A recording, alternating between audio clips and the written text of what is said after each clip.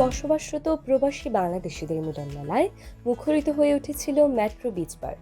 গত ১৯ জুলাই রবিবার মিশিগানের হ্যারিসন টাউনশিপের এই পার্কে অনুষ্ঠিত হয় বিয়ানীবাজার সামাজিক ও সাংস্কৃতিক সমিতি ইন্ট মিশিগানের আনন্দঘন বার্ষিক বনভোজন।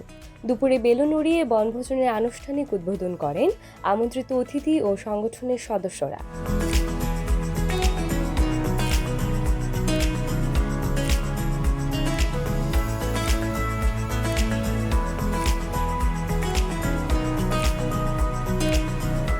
মেট্রো পার্কের মনোরম প্রাকৃতিক পরিবেশে আয়োজিত এই বনভোজন প্রবাসীদের কাছে এক টুকরো বাংলাদেশে পরিণত হয়।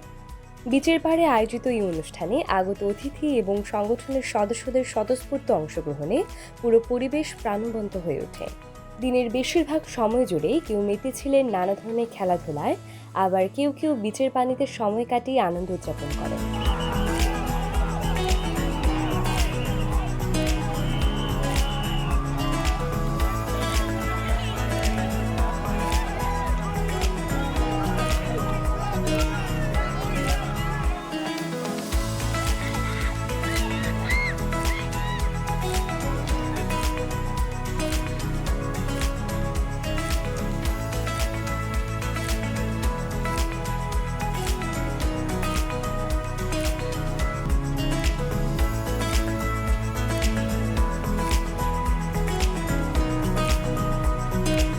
সংগঠনের সভাপতি আজমাল হোসেনের সভাপতিত্বে ও সাধারণ সম্পাদক বাসির আহমেদের সঞ্চালনায় অনুষ্ঠানে যুক্তরাষ্ট্রের মূলধারার রাজনীতিবিদ ও প্রশাসনিক নেতৃবৃন্দ এবং নিউ ইয়র্কের বাফেলো থেকে আমন্ত্রিত অতিথিসহ সংগঠনের নেতৃবৃন্দ বক্তব্য রাখেন।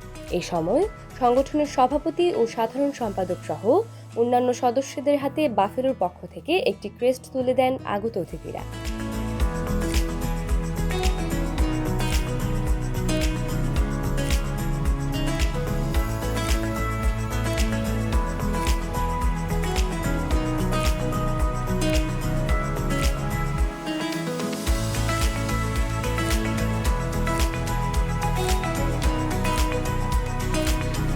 মধ্যাহ্নভোজের পর শুরু হয় খেলাধুলার পুরস্কার বিতরণী অনুষ্ঠান।